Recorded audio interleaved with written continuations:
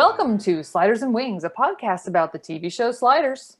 And the TV show Wings. And all the other forgotten TV shows of the 90s. I'm Valerie Temple. And I'm Rachel Cox. Hello, Val.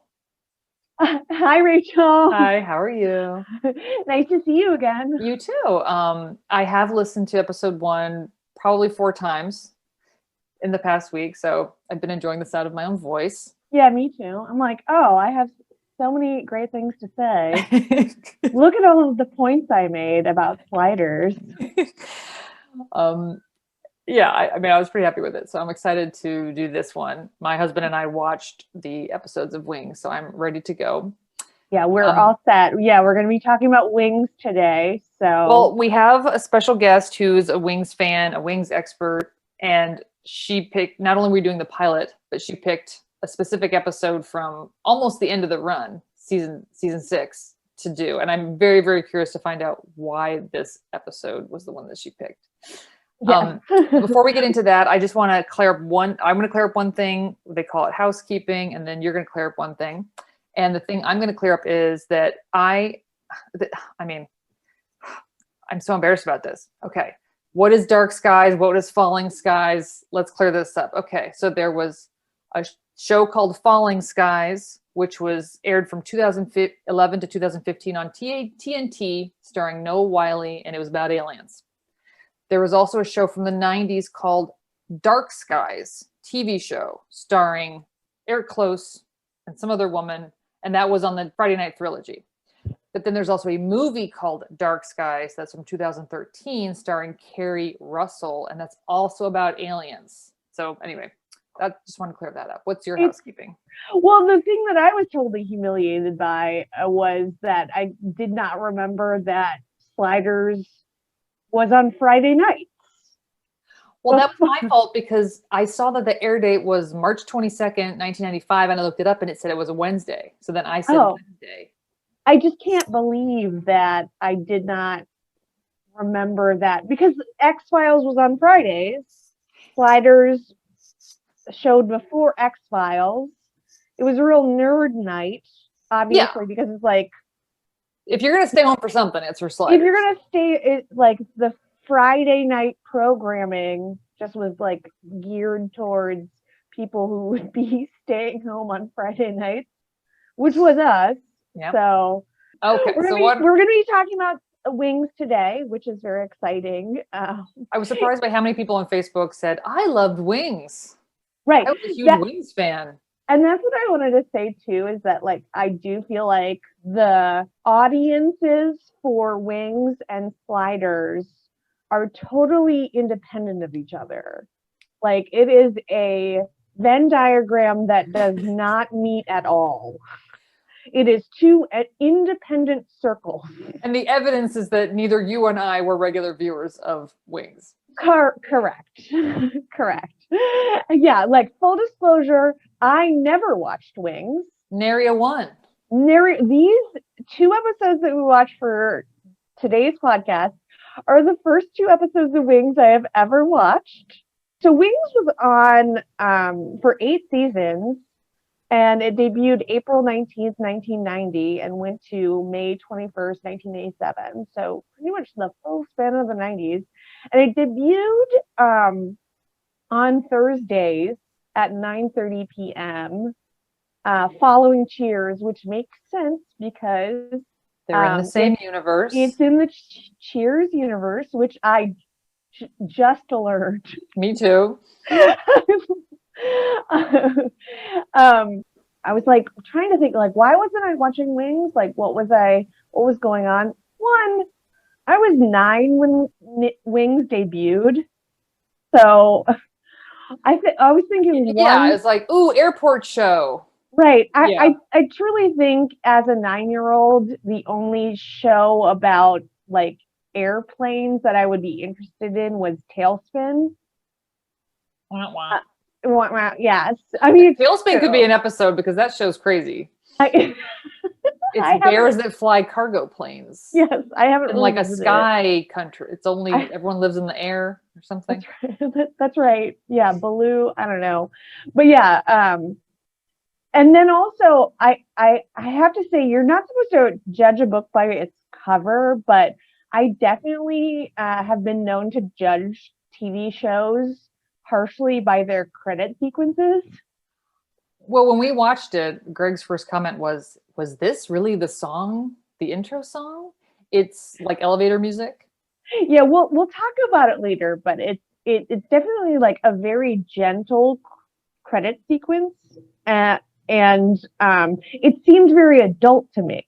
But our special guest, Emily Wade, who is one of my oldest and closest friends, she is the exact same age as me, but she was a fan and expert, so I thought we'd bring in a ringer to like help us with our episode on Wings. Say hi, Emily. Hello, podcast team. Thank you for joining us. Oh, anytime. I would like to specify too that even though, first of all, I would not call myself at all a Wings expert, but I do find it an expert compared to us. But I do find it really funny, especially after rewatching this at almost 40 years old, that I live in Dedham, Massachusetts. I work in the Boston area and everything. I kind of inadvertently sort of modeled my life after Wings a little bit, just this much. So it was actually kind of a funny little rediscovery in watching this, which a show that I have not watched since I was, probably in middle school. Right. In the mid 90s. Yeah. In addition to you just like being way more familiar with Wings than both of us, you also live in the Boston area and have lived there and you've been to Nantucket. So I have. I've only been once because I got a Groupon on the ferry. And let me tell you that unless you have a place to stay that's like a fancy house, there's really not much to do on Nantucket apart from get drunk on dark and stormies, which is what I did. Are there any, like, if you go to the airport in Nantucket today, is there a Dunkin' Donuts? So first, let me say that I haven't been because it's weirdly on the other side of the island. It's not like a place you can just like walk to from where the ferry lands. So I was very sad because I really wanted to be able to get a picture of like Tom Nevers Field. I was very excited by all of the kind of Nantucket B-roll. Like it really looks like that. But yeah, I did not get to see the airport. I have seen pictures of it on Google Maps. However, it doesn't look like it has a Dunkies. It has some sort of hilarious lunch counter though. That seems like it has terrible sandwiches. So Wings is in the Cheers universe. It was created by the same producers of Cheers and also like obviously Frasier. Yes. So what's really weird, and I think what's funny, is the Wikipedia article is at pains to make this point, that it is not a Cheers spinoff. No. But it exists in the Cheers universe. What's the difference though? Because none of those characters were on Cheers. You have to have one character that starts. Yeah, it's like Frasier is very much a spin-off because one of the characters, But what is the point of making it in the same universe? Just so they could have cameos? Yeah. Well, I actually think that it's very much that the creators of Cheers, and I think that, just based on my research, very cursory research in the past week, my guess is that it's just like they wanted to have a show that would also take place in the Massachusetts area. David Angel, one of the creators, was from Providence. Seems like he actually passed away in 9/11. Yeah, I read that. Which really feels like the idea that he passed away while in an airplane feels very Final Destination. Flying from Boston. Yes. Flying from Boston. It's terrible. It's anyway, really. So but anyway, I think what's really interesting is that when you watch the show, and I will admit that I kind of got sucked into watching. I'm like on season 3. Like I watched like all of the episodes. Yeah, I asked Emily to be a guest on this episode, and I think it was on a Friday, and by Sunday she's like, I'm on season 3 now. Yeah. Which, to be fair, season 1 is only 6 episodes because it was a mid-season replacement. Yeah. Yeah. So my question is, but if you said you haven't watched it since middle school, does that mean you didn't watch it all the way through to the end of the run? No, so that's the thing. I think this is kind of an interesting phenomenon, and I'm sure that there are other shows that you'll talk about on this podcast that also kind of sit this way, where Wings is a show that I feel like people watched because it was on after other things that people watched. So it's like, I wouldn't say I didn't make an appointment to watch Wings. I watched Wings because it was after Night Court, then Cheers, and then I think it was like those were the 2 shows that when it was on after those shows, I watched it. And this is, it's like middle school, so it's not like it's conscious. It's probably just whatever my parents were watching. And my parents didn't really care for Wings. So I feel like they just like went off and did other stuff. And then I was just like sort of sitting there like, okay, I'm going to watch Wings now, So this, Emily, this goes against everything that I had like guessed about why you watched Wings, by the way. I guessed that your parents were the ones who watched it and you were like there for the ride. No, I most certainly was like the person that was just like, I'm just going to watch Wings because it's on right now. And, I have this exact relationship with Coach too, which is a terrible television show. Yes. But it made it into my wedding vows because for some reason it was just like, I watched it. And anyway, so, but I actually, what I enjoyed in this rewatch is that I actually think this ensemble was way stronger than I remembered. And a thing that I liked about this show, and it's like, I'm a Cheers stan. Like I love Cheers. I have to credit Emily with getting me to watch Cheers in the first place, because I had the same problem with the Cheers credits.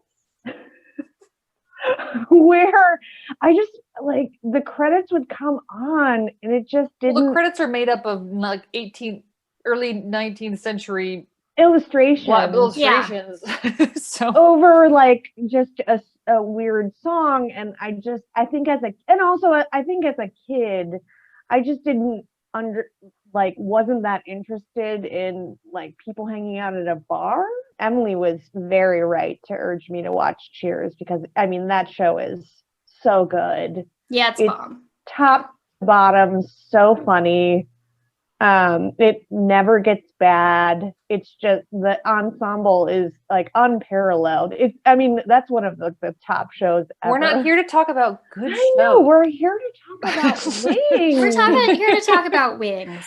We're here to talk about Faye Evelyn Cochran. Truly an excellent television character. Just my perception of the show, when I think of Wings, I think of the airport set, and I think of Crystal Bernard's hair, which was this over bleached 90s mane. She kind of looked like a Beverly Hills teen, if you saw that cartoon, like just a big wall of hair that like came down straight and like kind of had like a waterfall bangs and had like a super strong Texas twang, and it just turned me off. And so when I saw the pilot and she has this like softer, natural colored hair, it's like a dirty blonde and it's in this like loose bun and she's wearing like this, and I'm like, oh, look at this beautiful woman. But then we jump to the season 6 and watch the other episode and she's like brassy. It's just very brassy. Yeah. My memories of Wings are just like, I just think of white guys, like 2 white guys, and, but like the show is much more than that, which we'll learn. So the pilot of Wings is called Legacy, but for any show for it to make sense to just call their pilot, it would be this one. Cameo. Cameo. I'm just like that occurred to me. I was like, why didn't they just call it pilot? I don't get it. It starts out with it's a cold open where it's like an airplane hangar at night. We meet the main character, Joe Hackett, who's played by Tim Daly, and he is in pilot casual, which is like a red t-shirt, jeans, and a huge brown 90s leather jacket. And he enters, like the scene is very weird. It's like he enters the hangar and like slowly caresses the airplane and then like gives it like a huge smooch, you know? And then we meet Lowell Mather, played by Thomas Hayden Church, who's like the handyman, like jack of all trades of the airline, you know, sort of Woody Harrelson, Woody kind of character where everything he says is really funny. He doesn't seem that bright. He's like this big, dumb, doofy guy. Well, he's also very like the handyman in Newhart. Correct. Yes. Yes. Exactly. They're all in the same like universe of characters. And but like he's just like instantly super funny. And also just like kind of like set against Tim Daly, who is this scene, he's just like being very sincere. It's almost not even like a comedy performance. He's just like waxing poetic about this plane and what it's like to fly and the beauty of the skies. He says, when I'm flying, that helps me like realize the meaning of life. Right. Well, he says that when he's flying, I'm sorry, I watched this episode 5 minutes before I got on this podcast. Yeah, just as a refresher. Yeah, but he's like, when I'm in the air, I'm sure that there's a God. Yeah. Yes, right. Yes. And then Lowell. Which is really heavy for the beginning, like a pilot. It's a very interesting way to start a series because it's just like we're introduced to our main character and what we learn about him is that he's not funny. Yeah. Like, he's just like a very like regular guy and just kind of seems. Do you guys know who Tim Daly is dating at this very moment? Yes, I do. It's Taya Leone. Oh. No, I did not know that. Yes, because they're on Madam Secretary together. I knew that. Yeah. And here's something weird for you. Did you know that David Duchovny was up for the role of Brian? Oh on my this God, show? he would have been horrible. Yeah, he would have been horrible. Yeah, that would have been weird. So then after this cold open, we go to the credit sequence, which we've discussed before, but it's a very gentle. It's set to Schubert, you guys. It's set to a shortened version of the Rondo from Piano Sonata in A Major by Franz Schubert. So I also like in the second part, like it's like as they're like really flying over Nantucket, the cello really kicks in. So it like really ties back to Helen and her character. It's like it gets really cello heavy. Oh, yeah. And I'm like, yes. Emily. Hashtag cello. Who among us hasn't thought that the cello was the way out? The way out of Nantucket is the cello. I had a lot of questions about that. Yeah, well, it's weird because it's like the islands and the Cape and everything. It's like the people that live there year round. At least in this time period, maybe not now, but it's like up until not a long time ago. It's like you could like be a middle class person who just like lived on Nantucket, you know, because it's just like you got to have townies to make the whole thing run. Right. So, but maybe it's only 11,000 people. Wow. It's very small. It also has, to be timely, it has a real coronavirus problem right now because it's not big. So one guy and just everybody. But was it Lowell? It was probably someone of the Mather family. Cool. Yes.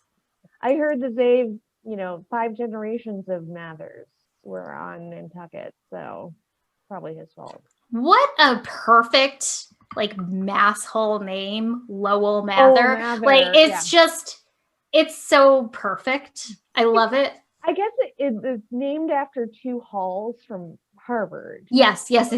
Lowell Hall and Mather Hall. Yeah. And then you put them together and you got Lowell Mather. Yeah. So after the cold open, we open up inside this small airport on Nantucket, Tom Nevers Field. The airport only has 2 small airlines, Sandpiper Air, which has 1 plane, and a slightly larger Aeromass, which has 6 planes. And the scene opens with Faye, Emily's favorite. Love Faye. Love Faye. Who is the Sandpiper Air flight attendant who is announcing the arrival of flight. She's very sweet and very kind, but she's always just saying wild, dark things in this sweet way. Mm-hmm. And then, so Tim, Daly, Joe comes in from the flight, and Roy Biggins, who I also love. What a gem. Yes, Roy Biggins is the owner of the other airline, so Aeromass. And Roy Biggins is not only a character name, but a descriptor of how the actor looks. Yes. It's just slightly rude. Roy gives Tim Daly Joe a package that was delivered to him by mistake.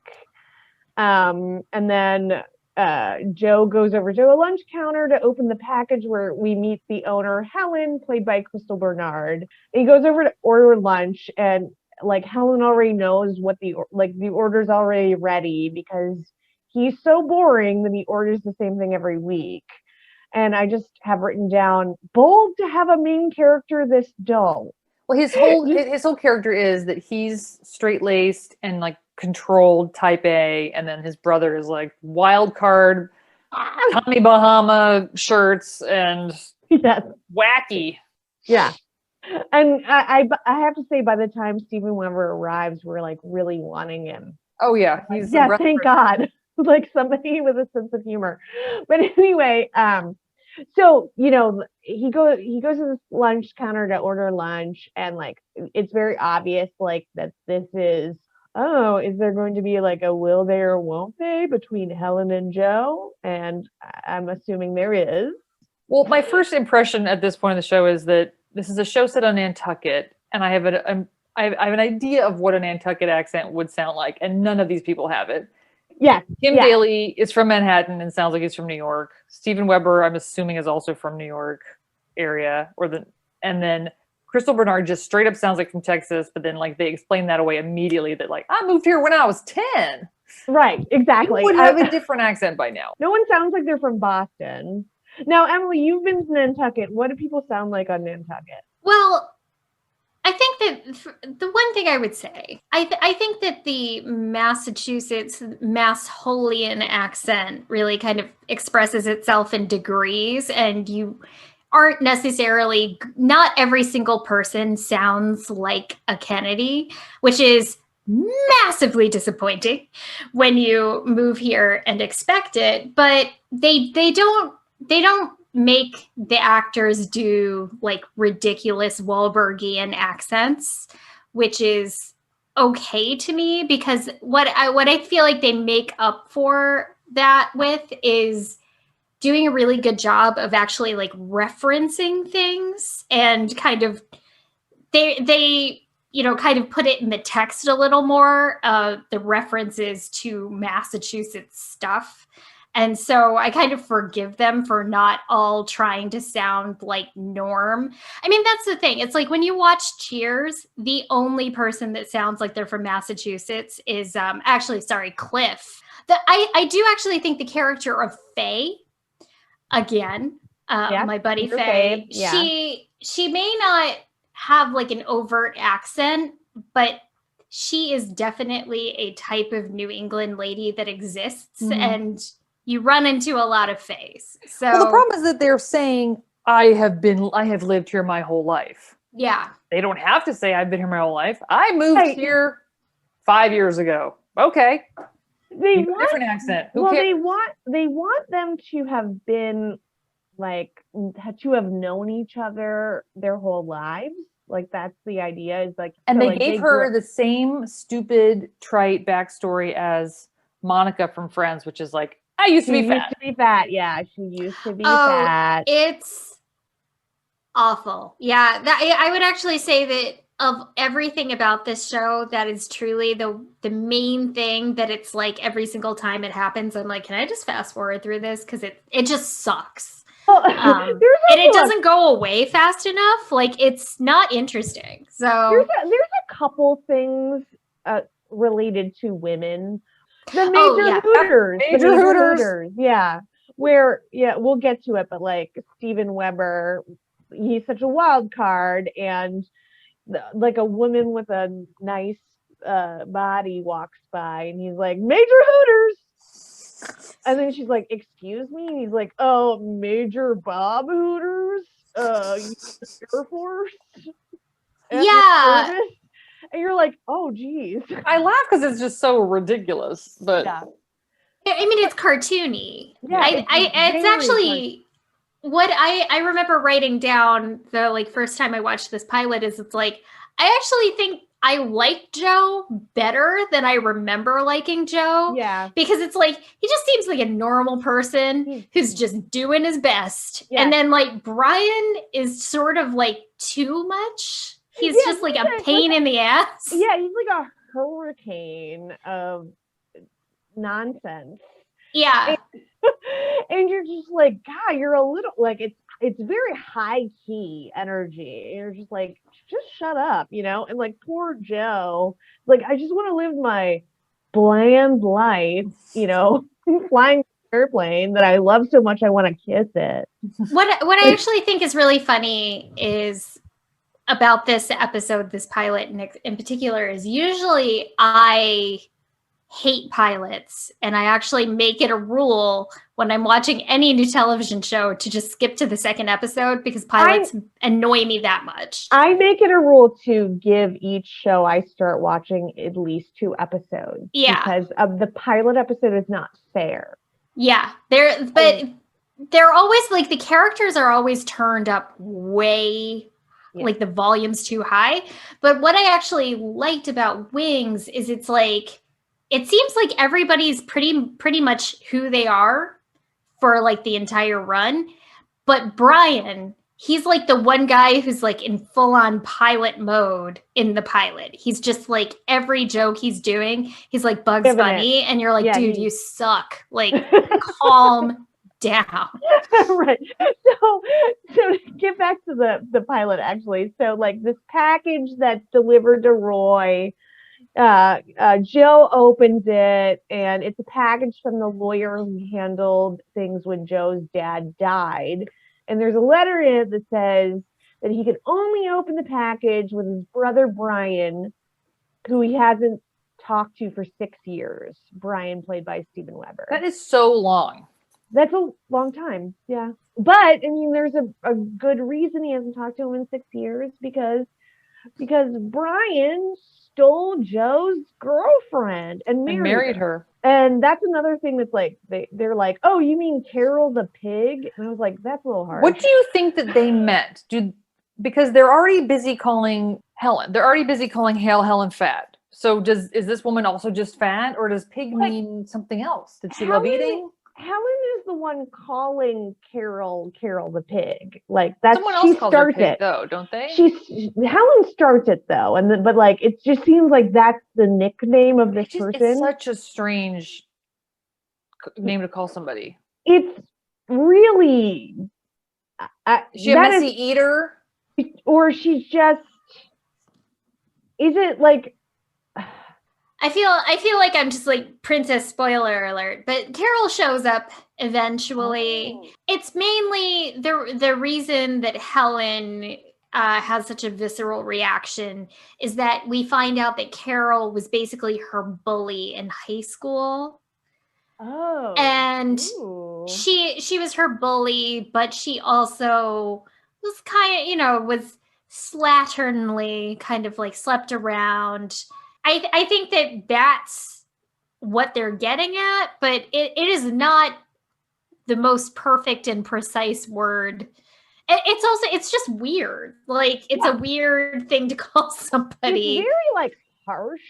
Yeah, I think that it's like Helen's an interesting character because I don't think they ever resolve this ever, but they kind of aren't quite sure how to place her, like whether she's supposed to be like really brash or really sweet and nice. And like, so she oscillates between those two things confusingly for like 8 years of her life. All 8 years. Well, she's trying to make it getting off the island in her cello career, which is mentioned here. Like, Yes. right? Like, she's an aspiring cellist, which is a thing. That's a thing. I mean, I worked in a music school. I can assure you they exist. Okay, so I also have questions about like, okay, so she moved to Nantucket when she was 10. Who moves to Nantucket from Texas? Would that happen ever? I mean, there's no industry there, right? Yeah, exactly. It's a vacation island. But tourism, but I also think that, and this isn't ever really spelled out, but her dad was also possibly a pilot. Okay, got it. All right. I'll let that even though, pass I mean, then. her I was parents, just like very confused. theoretically, her parents could be Nantuckians who moved to Texas for a while, came back. My objection is just that, when my husband was like 18 with a strong Boston accent, he went to college and got rid of it in 1 month. No problemo. This woman just cannot let go of this Texas accent. So then Joe, after this conversation with Helen, he like, even though there's all of this like bad blood, like, his brother stole his girlfriend and married her, Carol the pig, he's convinced, okay, I'm going to honor my father's last wishes and give him a call and we'll like open this package together. The next scene starts with Roy Biggins complaining about Deborah Norville replacing Jane Pauley. Helen's like, you gotta get over it.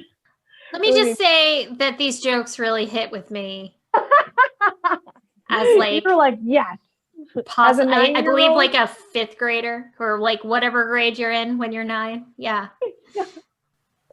Oh my God. So then, of course, like enter Steven Weber, Brian Hackett, and he's Joe's wild and messy brother. And you can tell this because he's got stubble, a Hawaiian shirt, and he's wearing sandals. And just he like flew right in from the Caribbean. Just flew right in from the Caribbean. He's also a pilot, but he like is, he works on a charter airline for like celebrities in the Caribbean. And then he just like comes in talking mad shit about like Roy's airline. That's funny. Yeah, which is like very funny. He's just like, oh, it's like real bold of you to like, put everyone's safety at risk or whatever. He's like, that's cool. And Roy's like, stop it, And then I also wanted to mention, like, just this is the tallest multicam set I've ever seen. Two levels. It's 2 levels. This set is insane. Yes. I'm glad you brought this up. Okay, good. This set is just, it's like palatial. Yes, it looks like a set for a farce on Broadway where they're like, Noises off. Noises off. I mean, there's a mezzanine, there's the waiting room, there's the ticket booths, there's an office. The office is connected to the plane hangar, and it's all one thing. Like when I watched it with my husband, who also not a person who watched Wings, he was like, what is going on with this set? This set is crazy. Like it's all one piece. I mean, the large bulk of the show was just adults who are ostensibly at work screaming at each other across the lobby of an airport And it's like when you're at a restaurant and you're just like trying to talk to your friend at a restaurant back when we ate at restaurants, and the wait staff's like yelling at each other jokes and you're like, hey, I'm here to have fun. I'm in my own sitcom. Yeah. Not like This isn't your show. Yeah. They're like, excuse me, I'm in a workplace comedy right now. Excuse me, like you're just the like extra who got one line, sorry, you know. So and then like Thomas Hayden Church comes in like for some more dry levity. Brian just like coming in hot, and Brian tells his brother to watch out or he'll end up like Howard Hughes, locked in a hotel room, sitting on Kleenex, sucking applesauce through a straw. And Lowell says, isn't that something? All that money and his hobbies are the same as mine. That's like the first like really massive laugh. That is exactly. It's really good. It's such a good bit. People like it. And then, like Helen comes in and Brian is excited to see her. Like we find out like, oh, they've known each other since they were kids, but she's apparently lost 60 pounds. So obviously this means that these brothers will be fighting over her doesn't he immediately, like, once they go into Joe's office, doesn't he immediately go, hey, like, what's up with Helen? Like, yeah. The worst line of the whole show. Yeah, because worst line. Joe's like, she's practically a baby sister. Like, that's how long I've known her. And Brian says, I think it's time we give that little tyke a bath. And I was like, oh my God. You're just like, no. Oh, no. It's very gross. Like, ew. Like it's like a little incesty. I don't know.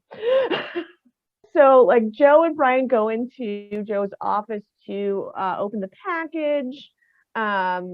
Brian has a lot of comments about how like straight-laced and neat as a pin Joe is, and what a dork basically.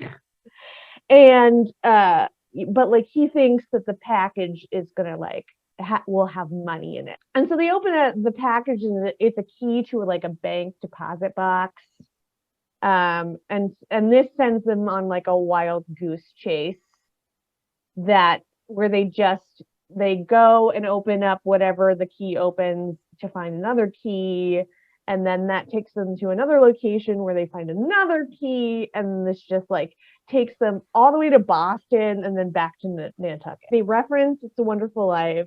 They talk about it, and like it because like Brian or Joe feels very like resentful of his brother, because it seems like Joe had Brian. I keep getting mixed up with Joe and Brian's names because Joe sounds like an irresponsible name. Yes.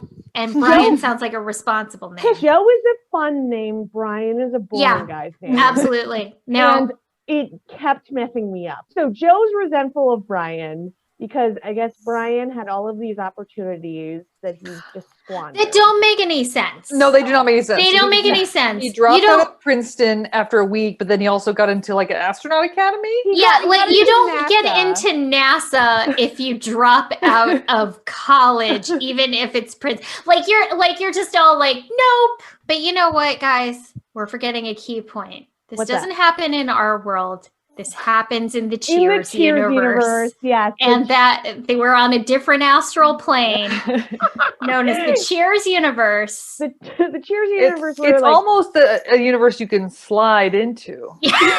True. Exactly. Very true. Who was like how young are we talking for the space program? And also, no. I just don't believe that for a second. But like Joe's just like, you had all these opportunities and you squandered all of them, and I just had to stay here on Nantucket and take care of Dad. And they get into this big fight, and like that's when the It's a Wonderful Life stuff comes up. It's just like Joe really identifies with George Bailey. And which I have to say, like, the "you're rich" thing like really made me think of the like at the end of It's a Wonderful Life, there's George Bailey finds this like inscription in a copy of Huck Finn that like Clarence has given to him, and that inscription is, "Dear George, remember no man is a failure who has friends. Thanks for the wings. Love, Clarence." I was like, whoa, thanks for the wings. Whoa. I've never seen It's a Wonderful Life all the way through. I have to. I was going to say, I'm a little embarrassed to admit that I'm willing to watch multiple seasons of Wings and I cannot sit through It's a Wonderful Life. I like tried to sit through it. I was like, I'm going to try and like this movie this year. And I sat down and it just made me mad. I was like, this guy could leave. Like, he just needs to like leave. It's not just do it. Yeah. It's okay. Yes. No, it's a very sad story. Like the movie is tough to watch, because it's just this poor guy just being pummeled with bad breaks in his life. It's horrible. And then the movie just like in the last 15 minutes is just like, but it's cool because you changed all the other people's lives. So like, that's great. Like everyone loves you. But like, it doesn't really change the fact that he hates his existence. He hates his job. Yeah. So it's cool that you figured that out. That's good. Like that was clearly some like inspo. I really felt like I unlocked a secret for Wings. And like they're back in the airport and they've got a key and they don't know what that key opens, but like they figure out that the last key opens one of the lockers in the airport. And we also know, the audience knows, but Joe doesn't know that Brian's wife has left him. Yes, that's right. Because he like calls her on Joe's phone when Joe's not in the office, and it's like, I want to get back together, and my dad's about to leave me a bunch of money, and maybe you'll come back, beep. I also think it's important that we not skip over truly my favorite joke in the entire thing, which is only my favorite joke, which is where Brian decides that he doesn't care what key opens, and he's leaving, and he goes to Roy's Aeromask counter, and he's like, I'd like a ticket to Morocco. And Roy says, we have a flight leaving for Hartford in 10 minutes. And I swear to you that I got the biggest laugh. I don't know. Hartford is always funny. This is an important thing to know. But we also find out that Brian has lost his job with the charter airline. So I guess Brian is just like a huge fuck up. Right, I know, but like, it's not like he's like, all right, I'm going to go back to the Caribbean and get my stuff. I mean, he's like living out of a duffel bag, I guess. Right. I mean, do you really need more than a Hawaiian shirt and some sandals to live on Nantucket? I mean, he's good to go. He needs like some pink pants. Right. Those like pink, like salmon pants with like the like little turtles on them. I want you to know that if you go to Nantucket, and someday we'll all go to Nantucket together, God willing, when we're out of this pandemic, and everyone will be wearing pink pants. Oh boy. Pink or like minty green. So like they finally like they figure out that the last key opens up this locker in the airport. They open it up, there's a suitcase in there. That's when they drop it down from the second story. And like I was concerned about everyone. This is gonna like knock somebody out. It seems specifically designed just to show off that mezzanine level. They just wanted people to notice it. They're like, look at this. We're a special show. And so they open up the suitcase and just a bunch of comedy, like prank snakes shoot out of it. I laughed very hard at that point. I laughed very hard. It's like those like, it's a can of nuts and it opens, like a snake pops out. And, Joe's like, what does this mean? And Brian says, well, it means Pop is funnier dead than you are alive, which I thought was very funny. And also, I also just think it's so funny that like just episode 1, like all, like half of the gags, like half of the jokes about Joe are about how he's not funny. It's like, you're boring. You're boring. You're not funny. Like, okay. So there's a picture of them, Joe and Brian, as children together. and in the suitcase, and on the back of it, it says, is something written by their dad. It says, "You're rich." Ooh, so lovely, I was touched by that. I have two sons, so you know. It's not. I mean, it is nice. It's definitely a pilot thing, though, where like they have the license to be a little bit sappier than they probably would be on a usual episode, because you want to care about these characters, so you want to like them, and you want to understand that like they do care about each other, even though they're like antagonistic to each other. I mean, I think it's really good for a pilot. I mean, it sets up the entire backstory really quickly, gives a pretty convincing case for why Brian then decides to stay. Right. And it all just happens pretty swiftly. So I think it did a good job. Joe hires Brian to be his extra pilot in the airline. So at the end of the episode, they are running the airline together. When I asked Emily to be on this episode about wings, you explicitly requested to talk about this episode, that the Waxman Cometh episode. Yes, I did. And I got to tell you why. And it's not because I'm like a wings expert or like a wings person who like remembers every episode. This is the Waxman Cometh is the only episode of Wings that I like friggin' remember. I hadn't been watching the show for a while, and then I happened across the episode like when it aired on October 18th, 1994. And it was like, was a lazy Halloween episode where they clearly were like, well, we don't really want to do a Halloween episode, but I guess we have to. And it's just like, I remembered really enjoying it. And then I never watched Wings again. Like, well, in 1994, Wings was programmed against Full House, which I didn't watch. That's what I was watching. I'm for sure. If there was something more pretentious than that, I was watching whatever was more pretentious. Most of the time, the reason I wasn't watching the cool thing in my childhood is because I was watching Murphy Brown. Yeah, so this Wax Museum episode, and I have to say, I feel like it held up. I don't know how you felt, but I was like, yes. I thought it was good. Yeah, I really liked it. Rachel, what did you think? I liked it. I was kind of surprised in terms of the development of the show, how little had changed over 6 seasons. Like besides clearly Helen and Joe getting together. Right. Will they or won't they? I mean, they're together, and then that made it, and that just kind of was like, that seems like that was boring. And then she didn't get off the island, I guess, but she's still practicing cello. Yeah. And then Antonio was there, and then her sister was there. Yeah, I was glad that we got to watch an episode though that had Tony Shalhoub on it, because he doesn't come in until like the 3rd season.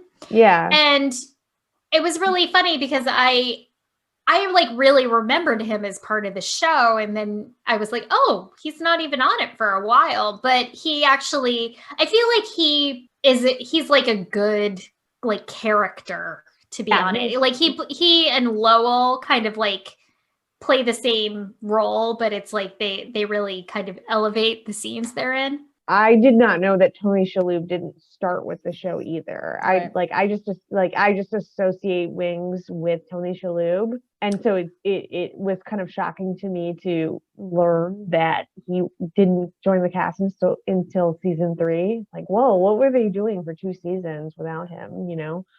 Wait a minute though. So wait, think structure-wise in the pilot, is there no B plot? I mean, there's just one plot, and isn't there only just one plot in this one too? I actually think that that's kind of true. Like, I kind of think they just like have one plot. Is that why it seems so boring? Kind of. It definitely gives the show a different kind of like flavor. I mean, it's not that they don't have B plots sometimes, but there's also an episode with Rebecca. The plot of the episode revolves around, I think, Tim Daly or Steven Weber trying to get into an after party for a Clint Black concert. Well, And Clint Black is on the episode, and I was like, well, I think we have the answer for why I didn't watch this show. Like, this isn't for me. Okay, so the plot of, weirdly, this episode is also about an inheritance. Oh, yes. But like, instead of, the Sackett boys, it's Lowell. Like, actually, instead of a bunch of keys, he inherits like $25,000 from a trust. But it's Lowell, and he does not invest it wisely. He decides to buy a decaying wax museum in Nantucket. So, by the way, this is like Thomas Hayden Church's like last season on Wings. That's what I was gonna say. That this episode felt like a last gasp, trying to suck as much attention as they could out of Thomas Hayden Church before he left. Because he was going to Ned and Stacy. Yeah, which was a show that I loved. It's on our list. It's on our list. We are going to cover Ned and Stacy. But yeah, he left to star in Ned and Stacy. So, and then there's also just like a big joke based on the fact that Roy Biggins, the actor who plays Roy Biggins, looks like Oliver Hardy. The recently departed David Schramm. Even then, it's just like, is this a reference that anyone cares about? Right. So there's like a wax figure of Stan Laurel, and David Schramm sits next to it, and the audience goes apeshit. They're like, ah! And I have to say that moment is like the main thing I remembered from this episode. I was like, I don't remember much, but I just want to watch this wax museum episode. And so like, and Lowell's wearing a tuxedo that he stole from like a Fred Astaire, wax figure, which Faye also has like a funny line based on that, because like she's like, so he's not wearing anything? She's like, Fred Astaire's not wearing anything? Well, let me go check that out. She's like, go take a look around. Yeah. It's actually, there's a lot of sex jokes, because at one point Helen and Joe are like, I don't know if they're supposed to have had sex or just made out somewhere in one of the exhibits. In the Bonanza display. Right, but then they come back and they're all disheveled, and there's insinuation that that's what they were doing. And then Roy comes back, and Roy's like, I was watching the exhibit. And they're like, do you mean the display? He goes, no, it was an exhibit. And you're like, did you watch them fuck? Like, is that what we're like led to believe? That's really gross. Lowell like throws this like reopening party, like grand reopening for this wax museum. And of course, no one besides like the cast members of the TV show Wings show up for it.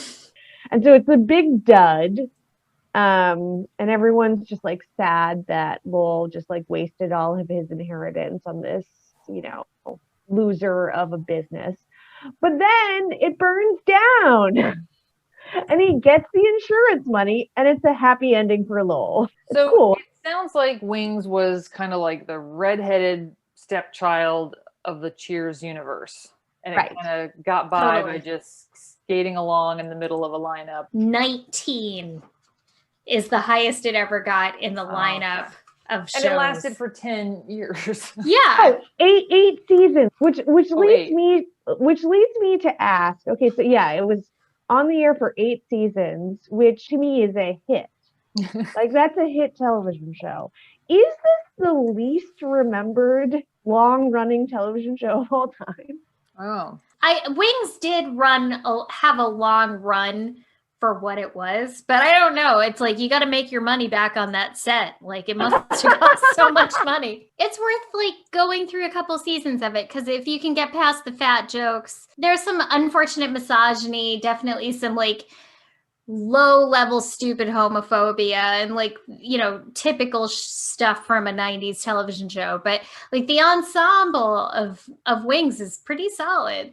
So next week we're doing Father Dowling Mysteries. That's right. Which is all you, Rachel.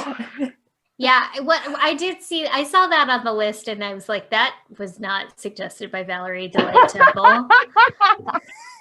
It's a give and take. This has been a deep dive into NBC's not well known, not well remembered, but okay show, Wings. Yes. The unknown, not a spinoff, but in the same universe as Cheers sitcom. Set up by its pilot episode called Legacy. Its legacy is that it's just okay. And this has been Sliders and Wings. Sliders and Wings. You can email us at slidersandwings@gmail.com. That's right. All right. Bye. Thank you, Emily. Bye. Thank you, Emily. Bye. Thank you.